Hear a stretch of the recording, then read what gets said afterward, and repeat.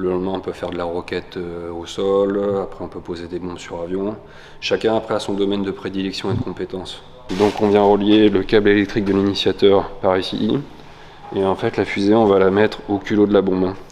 Et ensuite c'est à l'impact, où il y a des mécanismes à l'intérieur qui vont mettre à feu la chaîne pyrotechnique. Et on travaille aussi bien avec les forces armées qu'avec les industriels. Et ça permet de participer au développement de nouvelles munitions jusqu'à leur mise en œuvre et leur déploiement dans les forces. Avant de continuer avec la vidéo, je vous fais juste une courte intro pour vous donner un peu de contexte autour de ce que vous vous apprêtez à regarder.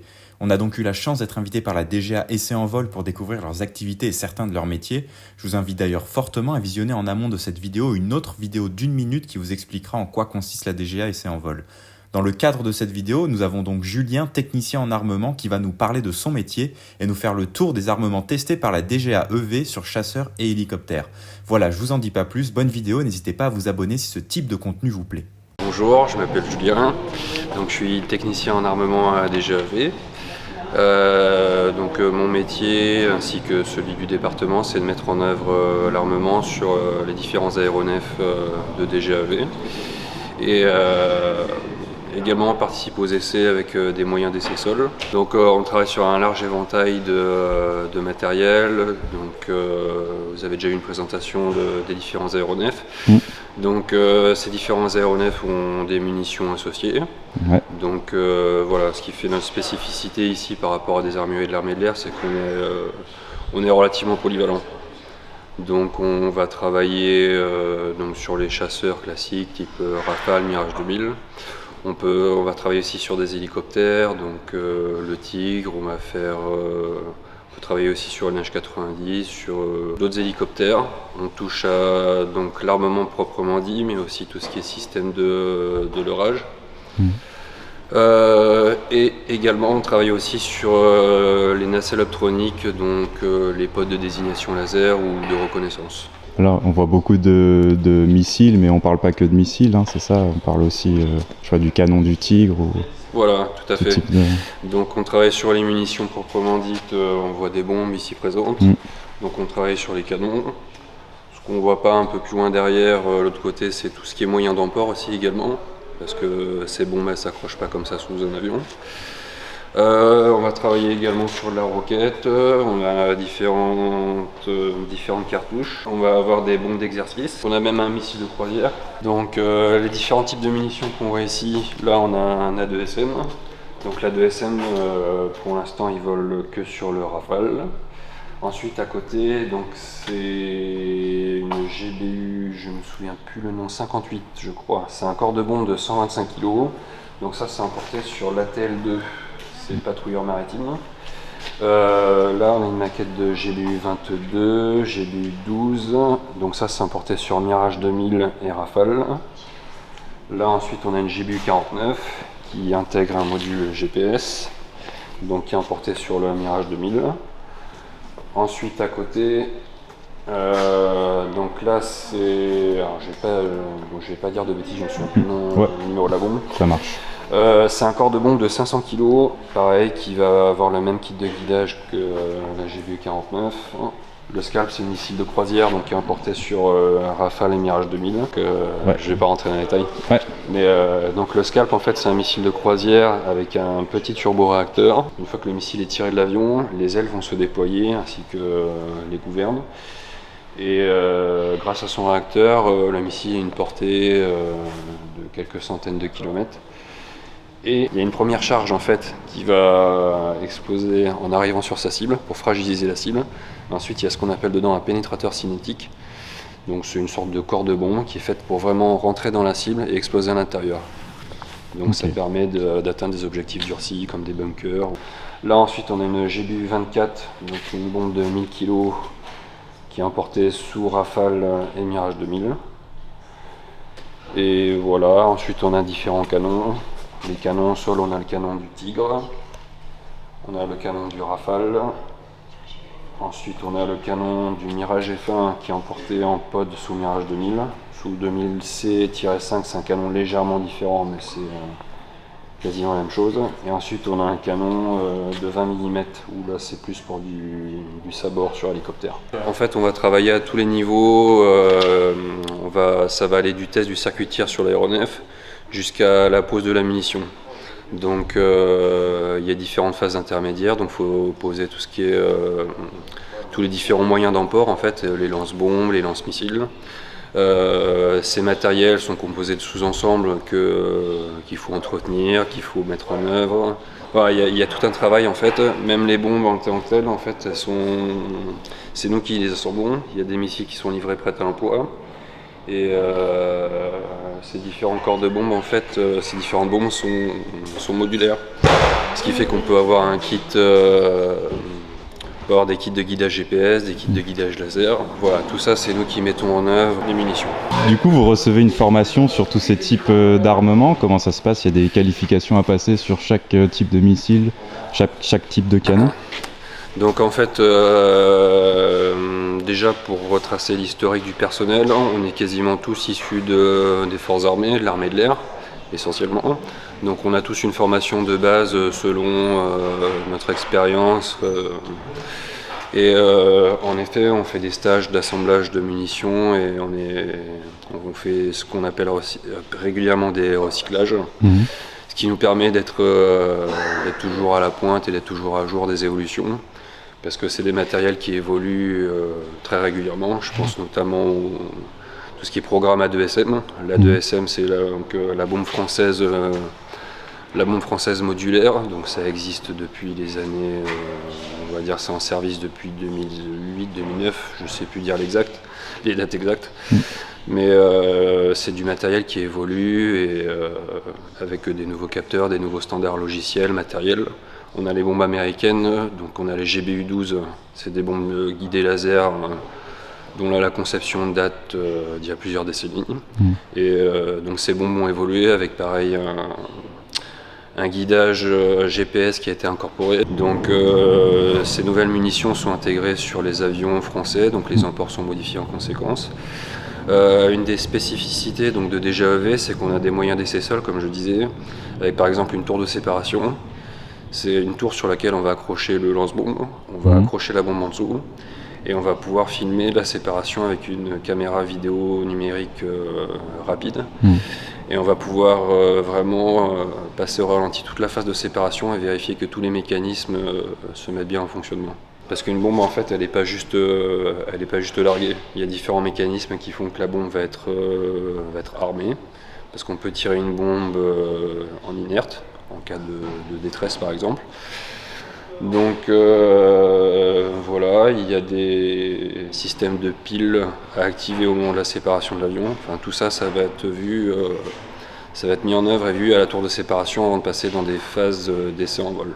Dans la partie essai en vol, les essais sont faits avec des bombes inertes où il y a vraiment des fois l'utilisation complète du système jusqu'à l'explosion. Dans les phases d'essai en vol, en fait, enfin dans les phases d'essai tout court, donc on passe par des phases de test au sol, de maquettage, d'essai de séparation.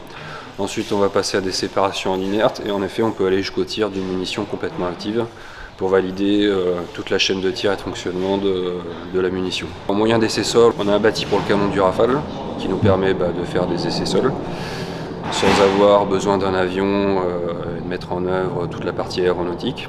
On a un bâti de tir roquette. Là, vous avez un présentoir avec différentes roquettes fabriquées par PDA. Donc ce bâti, on le met en œuvre sur le polygone d'essai de Calamar. Et donc on fait des tirs sol-sol, qui pareil sont filmés, et puis on va tester le comportement et le fonctionnement des roquettes. On peut tester des nouvelles roquettes pour l'industriel, on peut tester de nouveaux systèmes de fonctionnement, on travaille pour différents prestataires. Donc on travaille aussi bien avec les forces armées qu'avec les industriels. Et ça permet de participer au développement de nouvelles munitions jusqu'à leur mise en œuvre et leur déploiement dans les forces. Et en termes de système de sécurité, je suppose qu'en c'est entreposé, il doit y avoir des systèmes de sécurité sur les munitions. Je veux dire, ça explose pas comme ça. Oui, évidemment. Donc au niveau des sécurités, les bombes, en fait, c'est avant tout un corps de bombe avec de l'explosif secondaire. Donc l'explosif très puissant, mais très peu sensible. Et on va mettre ce qu'on appelle un mécanisme qui est une fusée d'amorçage. Et en fait, cette fusée va être initiée grâce à un initiateur. C'est une petite écope au milieu du corps de bombe qui va s'ouvrir au moment de la séparation. Et donc c'est un filet d'air qui va activer une éolienne et qui va activer le mécanisme de fusée. Cette fusée, en fait, tant qu'elle n'est pas activée, elle ne mettra pas à feu l'explosif secondaire dans le corps de bombe. Donc c'est ça qui nous permet justement de tirer une bombe active, de la tirer en inerte. L'explosif est tellement peu sensible que la bombe, en s'écrasant au sol, ne va pas exploser. D'ailleurs, les bombes sont sécurisées, on en voit une avec une espèce de crépi dessus. C'est des sécurités supplémentaires par rapport au risque d'incendie, d'explosion à côté. C'est surtout des normes par rapport au porte-avions. Ensuite, il y a un principe en fait dans la pyrotechnie, c'est ce qu'on appelle la chaîne pyrotechnique. C'est à la base de la chaîne, on va avoir un tout petit explosif sensible, et à la fin, donc, on va avoir le gros corps de bombe très peu sensible. Et en fait, cette chaîne, les différents mécanismes permettent de désaligner cette chaîne, ce qui fait que les petits explosifs peuvent être choqués à l'impact. La transmission ne va pas aller jusqu'à l'explosif principal. Donc ces mêmes principes, on les retrouve dans un petit peu toutes les munitions. Chaque munition a ses propres sécurités, que ce soit les missiles, même les roquettes. Il y a des sécurités d'éloignement, par exemple. On attend que la munition soit à une distance correcte de l'avion tireur. Et on a des sécurités aussi sur les aéronefs. Donc on a des sécurités au sol qu'on retire au départ, au moment du départ de l'avion, au tour-avion. Et il y a différentes sécurités propres à l'avion. Dans le circuit de tir, on a différentes sécurités. On a par exemple la sécurité de train-entrée. Tant que l'avion est au sol, on ne pourra pas tirer. Et différents mécanismes, des interrupteurs. Et voilà, vraiment, on ne peut pas faire n'importe quoi. Quand on tire une munition, c'est qu'on a voulu la tirer. Et les mécanismes de largage, là on voit des crochets au-dessus, comment ça fonctionne? C'est une liaison mécanique sur un pod ou une soute, où il y a de la pyrotechnie qui rentre en jeu? Alors, donc, je peux vous présenter cette bombe, ouais. Par exemple. Donc là on a un corps de bombe, comme expliqué. On a le kit de guidage avant, qui va être un kit de guidage laser. Et on a l'empennage arrière qui permet de donner à la bombe une stabilité aérodynamique. Voilà, pardon. Du coup, ça se déploie, c'est ça, à l'arrière? Voilà, donc je vais vous expliquer les différents mécanismes. Donc ça, c'est les deux anneaux sur lesquels on va pouvoir... c'est grâce à ces deux anneaux qu'on va pouvoir accrocher la bombe sous le pylône, le lance-bombe. Ensuite, ici, vous avez un percuteur batterie. Donc il y aura un câble qui va passer, là il n'est pas présent, mais il y a un câble qui va passer, qui va être relié au pylône. Au moment de la séparation, la batterie va être activée et le kit de guidage va rentrer en activité. Ensuite, ici, vous avez le câble de l'ouverture empennage. Donc pareil, au moment de la séparation, l'empennage va se déployer. Non, je croyais qu'on en avait une. Ouais, ils sont tous repliés. Ils sont tous repliés. Donc l'empennage va se déployer. Et donc, ici, c'est le câble de l'initiateur. Donc l'initiateur, c'est ce que j'expliquais, c'est une écope qui va s'ouvrir comme ceci. Ensuite, à l'intérieur du corps de bombe, quand on assemble la munition, il y a un câble électrique qui va aller jusqu'à la fusée qui se trouve au culot de la bombe. Et donc c'est le vent relatif qui va générer l'électricité pour activer la fusée. Donc il y a des fusées d'ancienne génération où ça fonctionne avec des éoliennes, comme on peut le voir des fois à la télé. Mais ça, c'est l'ancienne génération. Maintenant, on est passé à des fusées électriques. Donc, une fusée, je crois que j'ai l'exemple.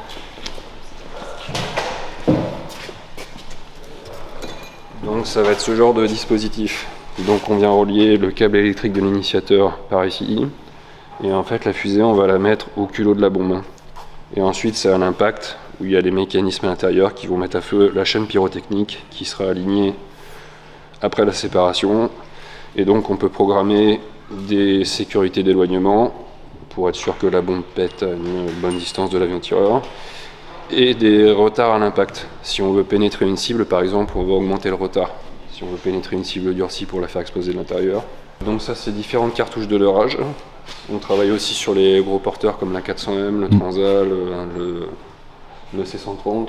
On travaille aussi sur les hélicoptères. Donc c'est vraiment différents modèles de cartouches qui tirent des leurres infrarouges. Donc les grosses cartouches, c'est sur les gros porteurs. Après on a les cartouches rectangulaires au carré, ça c'est les cartouches à la norme OTAN, les 1 pouce 1 pouce ou 1 pouce 2 pouces. Puis on a les plus petites cartouches qui sont montées dans ce genre de chargeur par exemple, et qui vont sur les Mirage 2000, Rafale et autres chasseurs. Sur les hélicoptères aussi, on va mettre en œuvre des cartouches de leurrage de de ce type-là. Maintenant, c'est de nouvelles générations. Ici, on peut voir un éclat de bombe parce qu'on fait des tirs. On a le champ de tir juste à côté en fait de la base. Donc voilà, c'est des éclats de bombe qui ont été récupérés pour mettre en exposition. Et quand vous tirez des missiles de façon inerte, donc ils atterrissent au sol, on peut les récupérer et les réutiliser ou ils sont... Non, quand ça s'écrase au sol, c'est irrécupérable. C'est détruit. D'accord. Je pense par exemple au développement d'un missile anti-navire.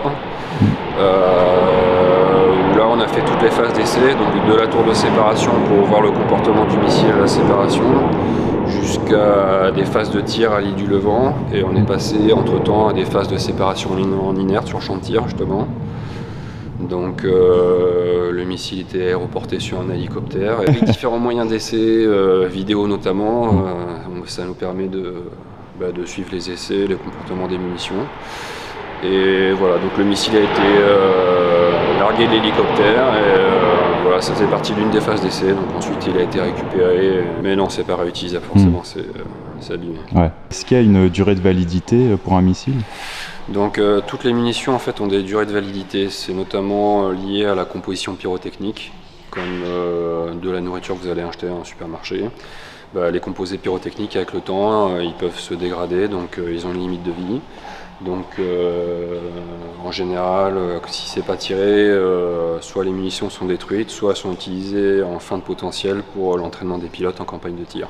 Après sur tous les matériels, enfin pas tous, mais sur les matériels mécaniques, notamment tout ce qui est lance-bombe, on a de la maintenance à faire selon certaines périodes, de quelques mois à 3 ans, on a différentes visites périodiques avec des démontages, nettoyages, redressages, comme une voiture en fait. On va faire l'entretien du moteur, nous on va entretenir nos matériels. Okay. Et après, si une bombe n'est pas utilisée et qu'il faut la neutraliser, c'est compliqué. Pour neutraliser, c'est un cas qui est prévu aussi si on tire une bombe qui était censée exploser et qui n'explose pas pour une raison X ou Y. L'armée de l'air dispose de spécialistes, les NEDEX. Donc c'est des spécialistes en déminage et en explosifs. NEDEX, je crois que ça veut dire neutralisation, destruction, enlèvement d'explosifs. Je suis pas trop sûr. Voilà, il y a des spécialistes en fait où c'est leur métier de plastiquer les restes de munitions. Ils connaissent particulièrement bien toutes sortes de munitions. S'il y a des munitions qui sont retrouvées sur les champs de tir, parce que la base date de la Seconde Guerre mondiale. Donc ça peut arriver aussi qu'on retrouve, comme partout en France, des vieilles munitions. Donc eux, c'est leur métier de s'assurer que ces munitions soient détruites correctement et en toute sécurité. Donc ce qu'ils vont faire, c'est quand on a des munitions périmées ou hors d'usage, elles vont être récupérées, elles vont être mises dans un endroit particulier sur le champ de tir. Et ensuite, ils vont mettre des pains d'explosifs pour vraiment neutraliser la munition. Les pains d'explosifs, ils vont être positionnés à des endroits particuliers pour être sûr que tous les éléments pyrotechniques soient détruits. Comment vous en êtes arrivé là, à devenir armurier dans la DGA ? À la base, en fait, quand j'étais adolescent, donc j'étais passionné par les avions de chasse. Et je voulais un métier qui sort de l'ordinaire, quoi. Donc armurier, c'est un truc forcément qu'on ne peut pas faire dans le secteur civil. Enfin, armurier sur avion, évidemment. Donc c'est pour ça que je me suis orienté vers cette spécialité. Et donc j'ai fait un morceau de carrière à Mont-Marsan. Après quelques années dans le milieu opérationnel, j'ai demandé à venir ici pour voir un autre aspect du métier. Ma mutation a été acceptée. J'en suis bien content parce que le travail est vraiment très diversifié. C'est vrai qu'on participe avec les directeurs d'essai à l'évolution et au développement de certains programmes, quoi. On n'est pas juste des simples techniciens qui mettons en œuvre les choses, quoi. On est vraiment intégré au programme. Il y a vraiment un autre aspect du métier différent des forces. Et si on compare le métier d'armurier au sein des forces et le métier d'armurier au sein de la DGA Essai en Vol, c'est quoi? Ce qui va différencier aussi, c'est la diversité des équipements sur lesquels vous travaillez. Voilà, il y a donc une grande diversité. Sur les bases aériennes classiques, on va travailler sur un type d'avion, sauf exception, un ou deux types. Globalement, ça reste la même chose. Ici, c'est vrai que c'est très diversifié. Voilà, on travaille, comme je disais, on peut faire du LRH sur un gros porteur comme la 400M. Le lendemain, on peut faire de la roquette au sol, après on peut poser des bombes sur avion. Chacun après a son domaine de prédilection et de compétences. On travaille aussi sur des armements petit calibre, sur hélicoptère, en sabord. Et voilà, ce qui nous différencie, c'est qu'on va vraiment toucher à tout. Après, voilà, personne n'est expert dans tous les domaines, mais c'est vrai qu'on a la chance de pouvoir toucher un petit peu à tout, donc ça c'est une des principales différences. Une autre grosse différence, c'est qu'en opérationnel, ça peut arriver qu'on peut être appelé dans la nuit pour équiper différents avions. Pour aller vite, il faut travailler bien, toujours dans la sécurité. Que ici, c'est vraiment une autre méthodologie, on prépare les choses en amont. Même si dans les forces, on s'entraîne évidemment, on prend le temps de bien faire les choses. Si on doit faire un essai sur des roquettes, voilà, le but c'est pas de vider le panier à roquettes, c'est de vérifier le comportement d'une roquette, donc on vérifie qu'on a bien toutes les informations qu'on voulait avant d'enchaîner sur la suivante. On vérifie la sécurité, on vérifie que tout se passe comme il faut, et ensuite on peut enchaîner.